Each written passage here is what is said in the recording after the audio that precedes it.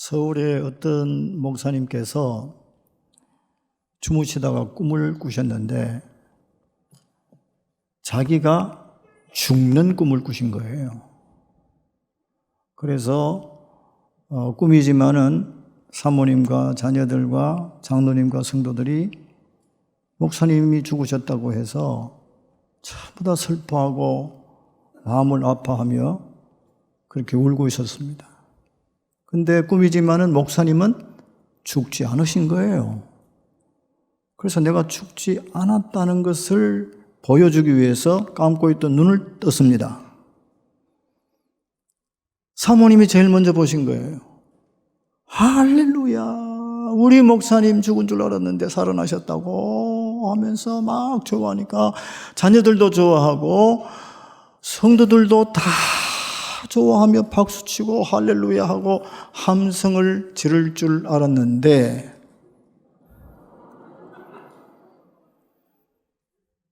사모님이 목사님 곁에 오셔서 손을 눈에 딱 얹으시고 사르르르 감기시는 거예요. 무슨 뜻일까요? 살지 말고 죽으라고 눈을 감기는 거예요. 이럴 수가 있나? 다른 사람도 아니고 사모가 어떻게 이럴 수가 있나? 목사님이 정말 안타까워 하시는데 마침 이 목사님을 치료하는 주치 의사 선생님이 이 소식을 듣고 달려와가지고 의사 선생님들이 갖고 있는 손전등으로 막 눈을 막 이렇게 눈동자 돌아가는지 살펴보고 맥박을 딱 짚어보더니 죄송합니다. 방금 목사님께서 세상을 떠나셨습니다. 목사님 너무 억울하신 거예요. 나 지금 살아있는데. 그래서 목사님이 아까보다도 더 크게 열심을 내가지고 눈을 크게 떴습니다. 사모님이 또 보셨습니다.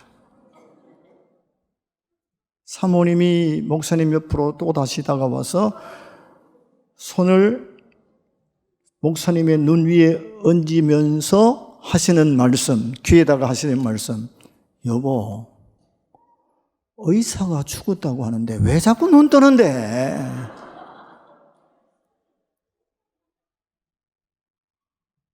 목사님이 깜짝 놀라서 일어났더니 꿈이었던 거예요. 그래서 목사님이 생각을 해봤습니다. 이 세상에 단 한 분뿐인 사모님을 더 배려하지 못하고 더 돌아보지 못하고 사랑하지 못한 것, 자녀들 더 사랑하지 못한 것, 성도들 더 사랑하지 못한 것, 죽으면 무슨 소용이 있느냐는 거죠. 그래서 살아있을 동안에 더 잘 돌아보고 더 잘 배려하고 더 많이 사랑해야 되겠다고 그렇게 결론을 내리셨다는 말씀을 들은 적이 있습니다. 여러분 그렇죠? 죽으면 무슨 소용이 있습니까? 자, 옆에 분들하고 한번 따라해 보십시다. 살아있을 때 잘합시다. 뒤쪽으로 옆에 다른 분들하고도 살아있을 때 더 사랑합시다.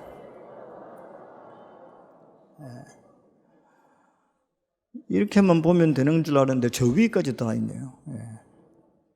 한번 따라해 보겠습니다. 즐겁고 행복한 가정. 다음 주일은 22일 설날입니다. 올해 설날도 다른 해와 마찬가지로 많은 사람들이 멀고 복잡하고 험한 귀성길을 나서서 부모를 만나고 형제를 만나고 그렇게 할 것입니다. 이렇게 많은 사람들이 가족을 만나는데요. 가족은 오늘의 우리가 있기까지 정말 소중한 관계이고요.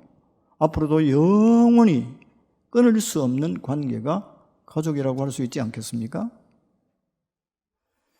그런데 이렇게 먼 길을 멀다 하지 않고 부모, 형제를 만나고 가족을 만나서 즐겁고 행복하게 지냈던 명절 끝에 몸과 마음이 상한 성도들, 심지어 명절 끝에 믿음의 손해를 보고 시험당하는 성도들이 한두 사람이 아니에요. 한두 가정이 아니에요. 그래서 저는 2023년 설이 우리 사랑의 교회 모든 성도들의 부모, 형제와 함께 기쁘고 즐겁고 행복한 설 되기를 소원해서 제 말씀을 드리려고 하는 것입니다. 오늘 말씀에 보시면 어떤 가정에 두 아들이 있었는데요. 그 중에 둘째 아들이 자기 아버지에게 물려받은 재산을 가지고 먼 나라에 가서 허랑방탕하게 살다가 거지가 되어서 돌아왔습니다. 아버지는 아들을 용서하고 받아주었지만 형은 아버지를 원망하면서 동생을 받아들이지 않았습니다. 그러면 이 가정이 원망과 불평, 갈등과 반목이 계속 되었을까요? 저는 그렇게 생각하지 않습니다. 32절 말씀해 보시면 아버지가 우리가 즐거워하고 기뻐하는 것이 마땅하다고 했기 때문에 가족 간의 반목과 갈등이 있었지만 치유되고 회복되고 또 행복한 그런 시간을 보냈을 것이라고 생각을 합니다. 그러면 어떻게 했길래 이 가족이 갈등과 반목이 치유되어지고 회복되어졌을까? 원망과 불평이 사라지고 행복하게 되어졌을까를 말씀드리려고 하는데요. 먼저 둘째 아들과 아버지와의 관계를 말씀드리려고 합니다. 오늘 말씀해 보면 둘째 아들이 아버지로부터 물려받은 돈이 있을 때는 친구도 있었고 즐길 것도 많았고 먹을 것도 있었습니다. 그러나 돈이 떨어지자 친구도 떨어지고 먹을 것도 떨어지고 나중에는 신발까지 다 떨어져 버렸습니다. 세상은 조건에 따라서 나를 대합니다. 부모님이 어떤 분이냐? 어느 대학을 나왔느냐? 연봉이 얼마냐? 그리고 차는 어떤 차를 타고 다니느냐로 나를 대하는 것이 세상입니다. 그러나 나를 있는 모습 이대로 받아주는 분들은 오직 부모님 뿐입니다. 둘째 아들이 돈이 떨어지자 그를 받아주는 데가 없어서 돼지 치는 곳으로 가서 돼지 사료인 쥐엄 열매를 먹는데 그것도 모자라서 먹지 못하는 신세가 되어져 버렸습니다. 부잣집 귀공자였던 이 둘째 아들이 이렇게까지 외롭고 비참하고 불행하게 될 줄은 상상을 못했을 것입니다. 그러면 이 둘째 아들이 불행하게 된 이유가 뭡니까? 돈 때문입니까? 돼지 농장에서 돼지 치는 종이었기 때문입니까? 아닙니다. 돈 때문도 노동자 때문도 아니라 아버지를 떠났기 때문입니다. 다른 말로 말씀드린다면 아버지와 아들 관계보다는 돈을 택했기 때문입니다. 여러분, 있을 때는 좋지만 없을 때는 사람 대접받지 못하는 것이 돈 아닙니까? 그러나 아버지와 자식과의 관계는 본질적인 관계요, 무조건적이고 영원한 관계입니다. 둘째 아들은 이 관계를 깨트려버리고 비본질적이고 조건적이고 일시적인 돈의 가치를 두는 바람에 아버지와 관계가 틀어지게 되어지고 형과는 갈등이 생기게 되어지고 그의 인생은 비참하고 불행하게 된 것입니다.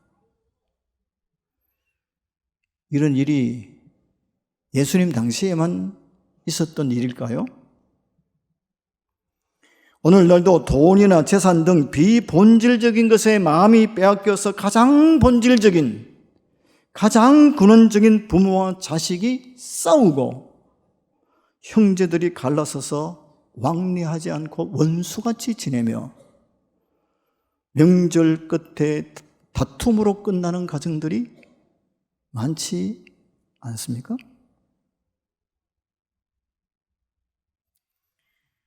이제 작은 아들과 아버지 관계를 말씀드렸는데 이제는 큰 아들과 아버지와의 관계를 또 말씀드리겠습니다. 이 성도들 중에는 집을 나간 집을 나가서 아버지 마음을 아프게 한 둘째 아들이 이 집안의 문제지, 큰 아들은 그래도 괜찮지 않느냐라고 생각하는 분들이 계실 것입니다. 그렇습니다. 큰아들은 집에 있으면서 아버지 말씀 잘 듣고 아버지를 잘 섬겼습니다. 그리고 둘째 아들은 집을 나가서 아버지 재산을 축내했지만 큰아들은 불평 한마디 하지 아니하고 열심히 일하면서 아버지 재산을 더 늘렸던, 정식시킨 효자라고 할 수 있습니다. 그러면 이 아들에게는, 큰아들에게는 문제가 없었단 말입니까? 자, 29절에서 30절 말씀을 보십니다. 동생이 돌아오자 큰 아들이 내가 여러 해 아버지를 섬겨 명을 어김이 없거늘 내게는 염소 새끼라도 주어 나와 내 벗으로 즐기게 하신 일이 없더니 아버지의 살림을 창기와 함께 먹어버린 이 아들이 돌아오매 이를 위하여 살찐 송아지를 잡으셨다고 하면서 동생을 동생이라고 말하지 아니하고 이 아들, 곧 아버지의 아들이라고 하면서 남같이 대해버립니다. 하나밖에 없는 동생인데 남같이 대해버립니다. 그리고 둘째 아들, 허랑방탕하게 살며 재산 축내했던 이 둘째 아들을 혼을 내도 시원치 않을 텐데 손에 가락지를 끼우고 좋은 옷을 입히고 신발을 신기고 살찐 송아지를 잡고 잔치를 벌린 아버지께 자기는, 큰아들 자기는 뼈 빠지게 일했는데도 염소 새끼 한 마리 잡아준 적도 없었다고 하면서 아버지께 대들면서 따져버렸습니다. 따져 묻습니다. 어떻게 이럴 수가 있습니까? 내한테 왜 이렇게 하십니까? 따지면서 대들기까지 하는 거죠. 자, 그러면 이 큰 아들은 아버지와 자기를 어떤 관계로 생각을 했을까요? 고용주와 노동자로 생각했을 것입니다. 큰아들이 열심히 일한 것은 아버지였기 때문이 아니라 열심히 일하면 보상도 더 받게 되어지고 열심히 일하게 되어지면 아버지의 재산을 더 많이 받을 것이라고 생각했을 것입니다. 그런데 아버지가 허랑방탕한 동생이 돌아왔다고 큰 돈을 들여서 잔치를 벌이니까 자기 재산이 축날까 봐 동생같이 보이지 아니하고 경쟁자같이 보이게 된 겁니다. 자, 이처럼 원망과 불평, 갈등과 반목이 가득했던 이 가정이 즐겁고 기쁜 가정이 될 수 있었던 비결, 그 비결이 뭘까? 아버지의 용서와 사랑 때문입니다. 아버지의 용서와 사랑.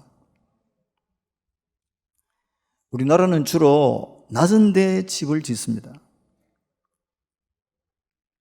그런데 이스라엘은 산이나 높은 지역에다가 집을 짓거든요. 지금 이 둘째 아들 탕자가 저 밑에 있는 골짜기에서부터 산 위에 있는 집으로 올라오고 있습니다. 아버지가 먼저 보고 산 아래로 달려 내려갑니다. 지 마음대로 갖추라고 재산을 축내며 허랑방탕하게 살았던 아들 받아줄 수 없고 용서할 수 없고 배은망덕하기 그지없는 괘씸한 아들이었지만은 아버지가 먼저 보고 달려와서 아이고 내 새끼 돌아왔구나 하면서 그를 끌어안아 주었습니다. 객지에서 고생이 많았지. 어쨌거나 얼굴이 반쪽이네 그랴 하면서 입을 맞추고 사랑한다고 말했을 것입니다. 21절에 보시면 둘째 아들이 하늘과 아버지께 죄를 지었다고 하면서 회개하자 아가야 괜찮다 다 지나간 일이란 게 제대로 됐는지 모르겠네. 대구 사람이 깨 하면 다 되는 줄 알고 있습니다. 지나간 일이란 게 하면서 아버지가 묻지 아니하고 배은망덕하고 괘씸하기 그지없는 아들이었지만은 뒤끝없이 깨끗하게 용서해 주었습니다. 그리고 너는 내 종이니라. 너는 내 종이 아니라 내 아들이야. 앞으로 잘하면 돼. 잘하면 되는 거야. 하면서 위로하고 격려하고 길을 살리면서 잔치자리로 인도했을 것입니다. 둘째 아들이 세상에서 받은 상처와 서러움, 아픔과 비참함, 그리고 죄책감과 죄의식까지 아버지 품 안에서 눈 녹듯 다 녹아내리고 아버지와 아들과의 본질적 관계로 회복되었을 것입니다. 이처럼 죄를 지은 둘째 아들을 측은히 여기고 용서하고 안고 잔치를 벌리면서 아들의 지위를 회복시켜준 이 아버지는 하나님 아버지의 마음을 표현한 것입니다. 성도 여러분, 예수 믿기 전에 우리와 하나님 아버지와의 관계를 생각해 보십시오.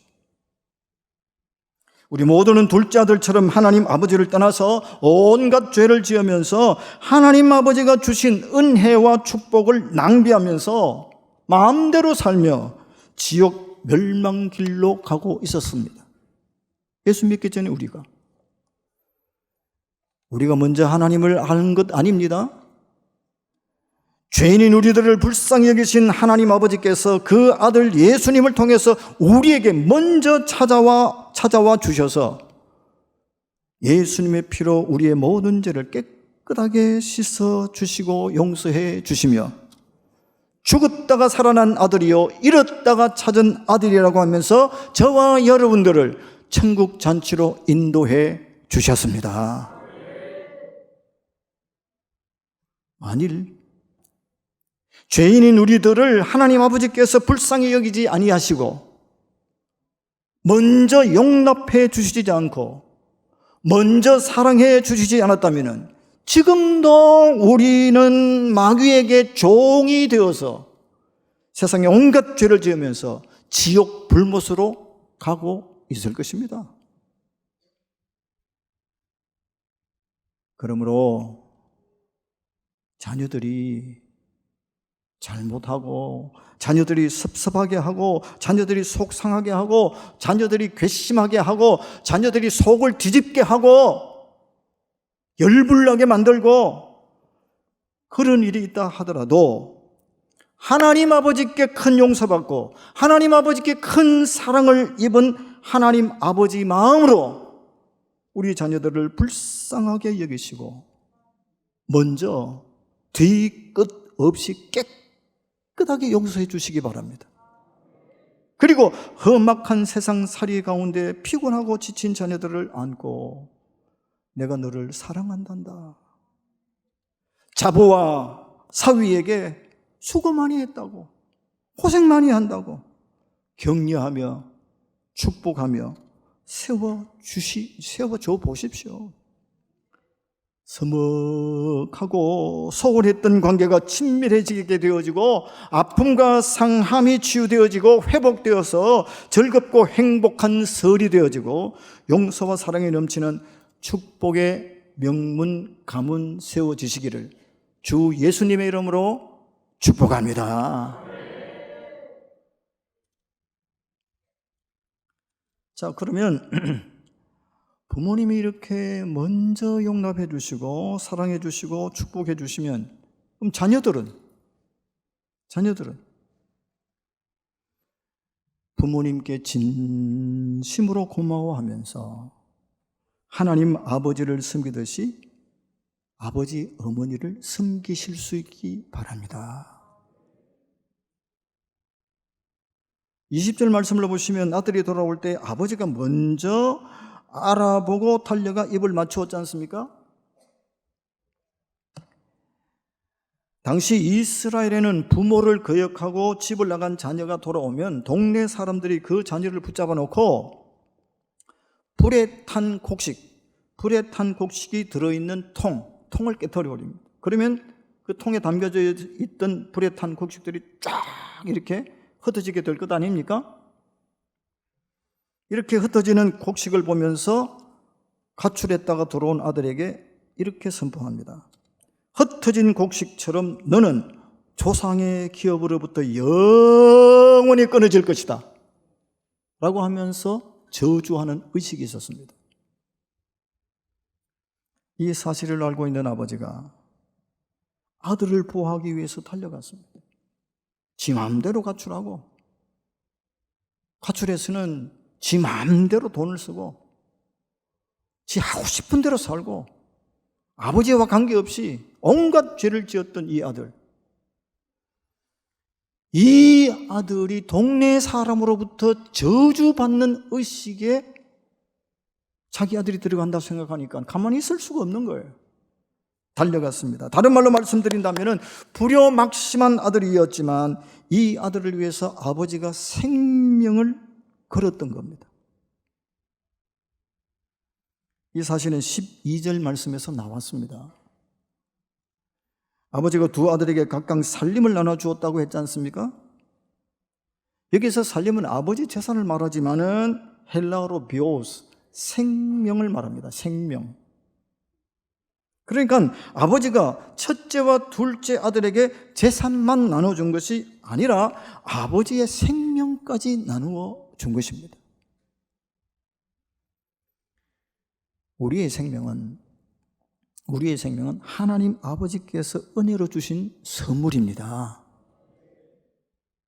그러나 하나님은 부모님의 사랑을 통해서 생명을 선물로 주시고, 부모님의 사랑을 통해서 생명만 아니라 건강, 재능, 은사, 능력 등 여러 가지 선물을 안겨주셨습니다. 부모님을 통해서 주시는 거예요. 그 양동주 박사님이 쓰신 어머님의 마음이라고 하는 노래 가사가 있죠. 자막을 보시면 진자리 마른 자리 갈아주시며 안고 업고 올려주시고 알을사 그럴 때일사 자식 생각에 손발이 다 닳도록 고생하시고, 손발이 다 닳도록 고생하시고 고우시던 이마 위에 주름이 가득할 정도로 부모님이 자식을 향한 사랑은 지극정성이셨습니다. 지금도 그뿐만 아니죠. 지금도 주무시지도 않고 깨어서 기도하시고 자신의 생명을 던져서라도 나를 살려주실 분이 부모님 아닙니까? 사도 바울이 나의 나 된 것은 하나님의 은혜라고 했습니다. 그러나 하나님의 은혜가 부모님의 사랑과 희생, 하나님의 은혜가 부모님의 눈물과 기도를 통해서 내게 주셨다는 사실을 잊지 마시기 바랍니다. 잊지 마시기 바랍니다. 그냥 뚝 떨어진 게 아니에요. 부모님의 희생, 눈물, 기도, 헌신.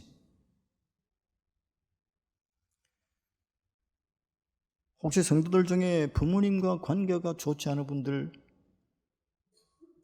계십니까?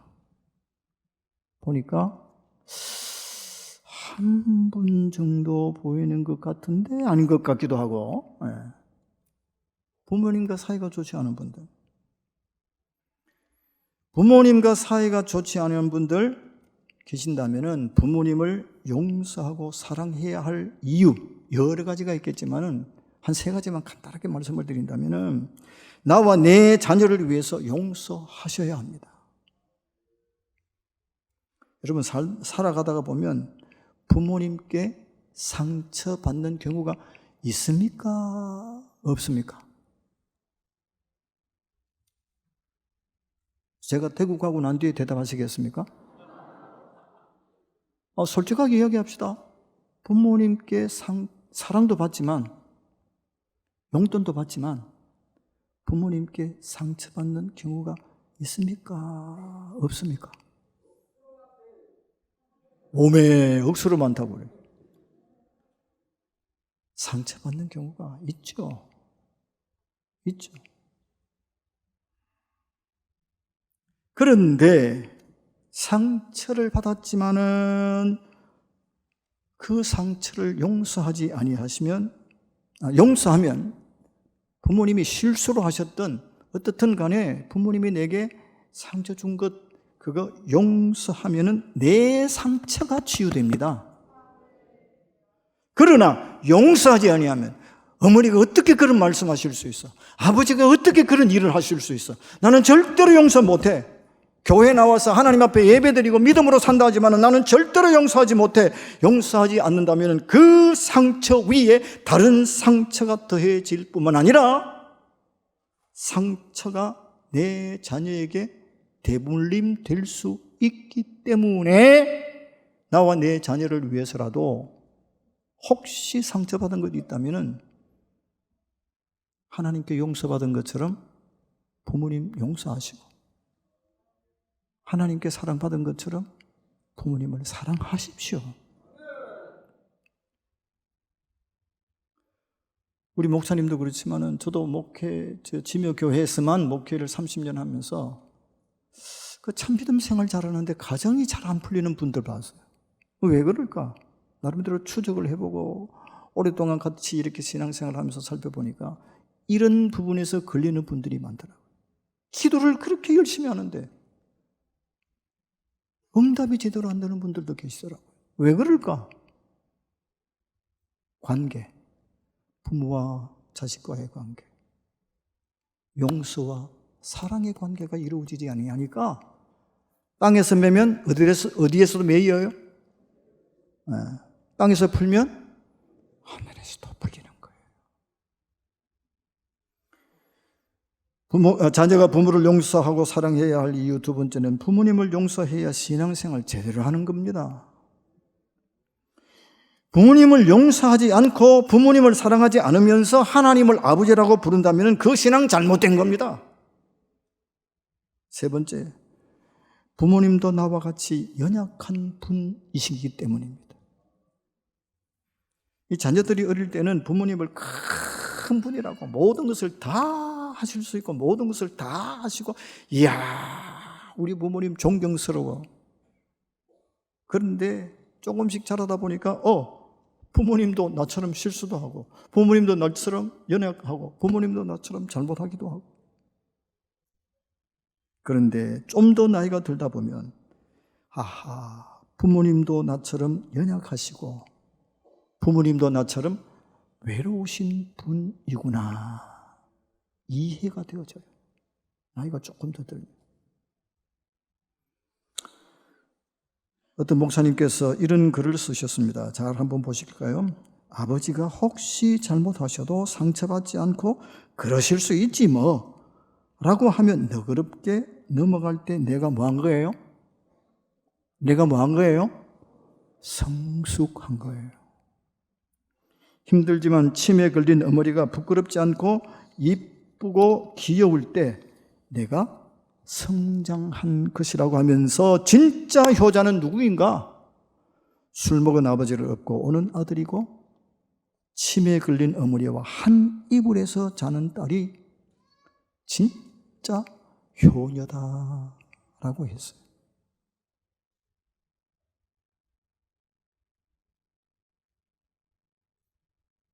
완전한 부모는 교과서에는 있지만 현실에는 없습니다. 이런 말이 있습니다. 장박을 보시고 다 함께 읽겠습니다. 완전한 부모는 존재하는 것이 아니라 자녀들이 세워드리는 것이다. 한 번 더 읽어볼까요? 완전한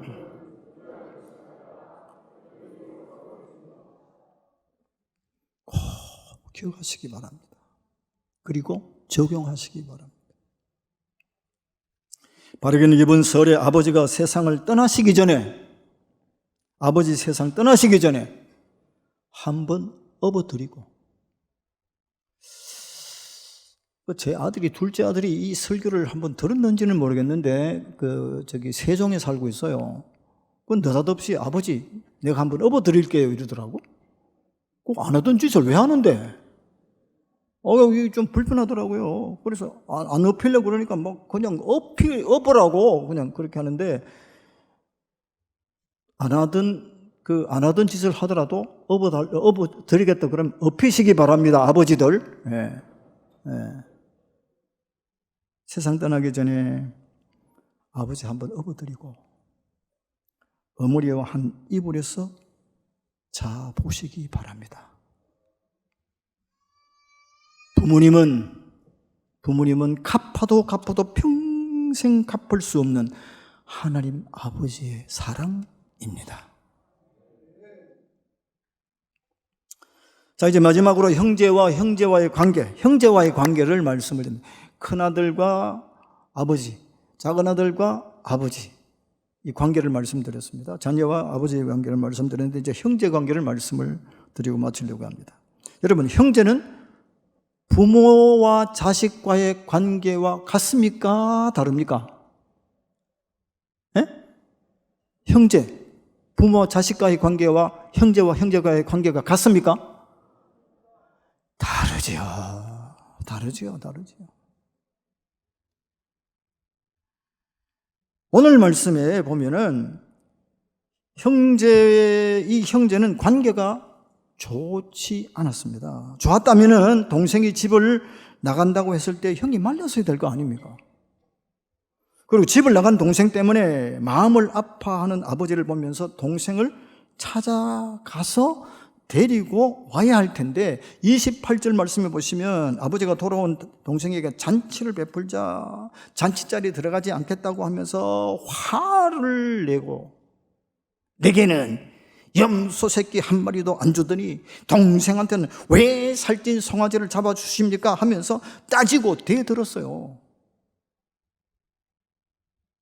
여기서 큰 아들과 아버지와의 대화에서 비본질적인 것과 본질적인 문제가 다시 한번 등장합니다. 12절 말씀을 보시면 아버지가 큰 아들과 둘째 아들에게 각각 살림을 나눠 주었잖아요. 여러분, 둘째가 자기 살림을 탕진했지 형의 살림을 탕진했습니까? 예? 둘째 자기 살림을 탕진했지 형의 살림은 손도 대지 않았어요. 탕진하지 않았어요. 그런데 왜 아버지께 화를 내며 대들었습니까?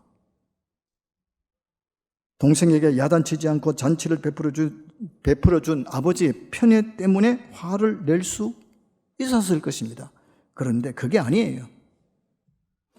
아버지가 살림을 각각 나누어줬지만 아직도 남아있는 아버지의 재산에 이 큰 아들은 더 관심이 많았던 거예요. 그러니까 부모님의 피를 나눈 형제라고 하는 본질적인 관계보다는 비본질적인 아버지의 재산 때문에 화를 낸 겁니다. 그래서 객지에 나가서 고생하다가 돌아온 동생보다도 염소 새끼 잡아서 자기와 먹고 놀 친구, 이 친구들에게 더 관심이 많았던 거예요. 다른 말로 말하면 큰아들은 동생을 친구보다도 못하게 여긴 거예요. 이웃보다도 못하게 여긴 거예요. 말씀을 준비하면서 제가 큰 아들 같지 않았는가라고 하면서 반성도 하고 회개도 해봤습니다. 왜냐하면 부모님이 살아계실 때 위로 하나님 아버지를 잘 섬기려고 했는데 옆에 계신 육신의 아버지 어머니에게는 그럼 내가 어떻게 했는가? 뭐 용돈 드린다고 드리기도 하고 찾아뵙기도 하고 했지만 위로 하나님 아버지를 섬기려고 하는 그 열심과 아버지 어머니를 어떻게 모셨는가? 목사로서 교회를 돌아보고 성도를 위해서 기도하기 위해서 애를 썼지만 집안의 큰 형으로서 동생들한테는 그럼 어떻게 했는가? 동생들한테 성도들 가운데 출석하지 않은 결석한 성도 있으면 채가닥 전화를 하고 또 전화를 하고 또 확인을 하고 찾아가서 신방을 하고 그냥 또 말씀으로 권면하고 달래고 원래고. 동생들, 대구에 같이 살고 있는 동생들한테는 한 달에 한 번도 전화 안 해봐. 한 달에 한 번이 뭡니까? 2달에 한 번, 석 달에 한 번. 동생들한테는 어떻게 했는가? 위로 하나님 아버지를 잘 섬기듯이 옆에 계신 아버지, 어머니, 형, 동생한테 잘 해야 온전한 믿음이고 온전한 기독교인이 아니겠습니까? 교회 나가는 거 좋다 그러나 열심히 하지 말라는 분들이 계세요. 교회 나가는 거 좋다. 열심히 하지 말라. 왜요? 여러 가지 이유가 있겠죠. 위로 하나님 아버지께는 잘하는데 옆으로 부모님께는 잘 못하기 때문에. 교회 일이나 성도들의 일이라면 그냥 열일 제쳐놓고 열심히 일 잘 하는데 자기 혈육인 형제 자매들한테는 남본 듯이 하기 때문에.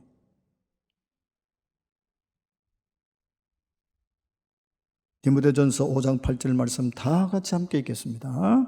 누구든지 자기 친족 특히 자기 가족을 돌보지 아니하면 믿음을 배반한 자요 불신자보다 더 악한 자니라. 아멘. 아멘.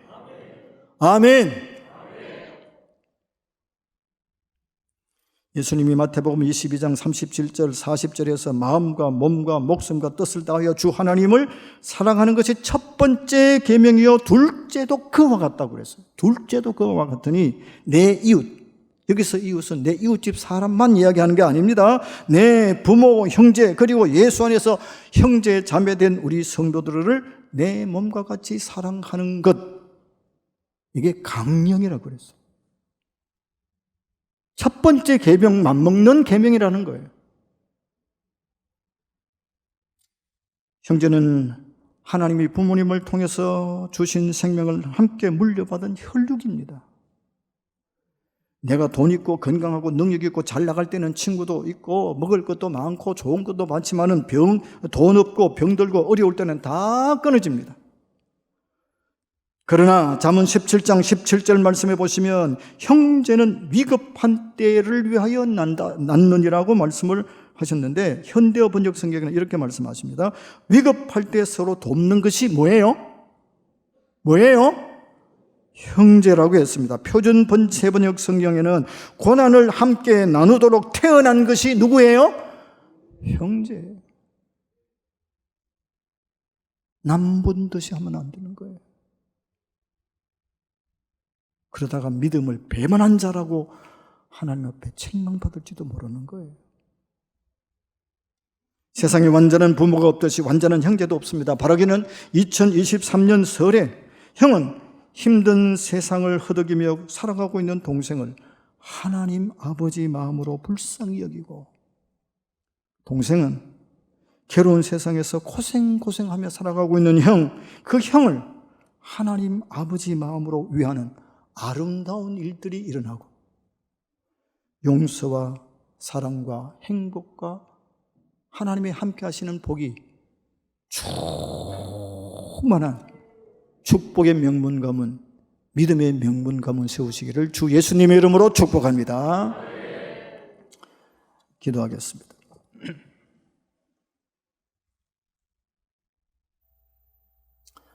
성도 여러분, 아버지와 아들과의 관계는 본질적인 관계입니다. 사랑의 관계입니다. 하나님이 맺어주신 관계입니다. 최고의 가치로 삼고 최우선적인 가치로 삼고 하나님 아버지를 섬기듯이 아버지 어머니를 섬기실 수 있기를 바랍니다. 형제와의 관계는 남이 아닙니다. 하나님 아버지께서 주신 생명 함께 나눈 혈육입니다.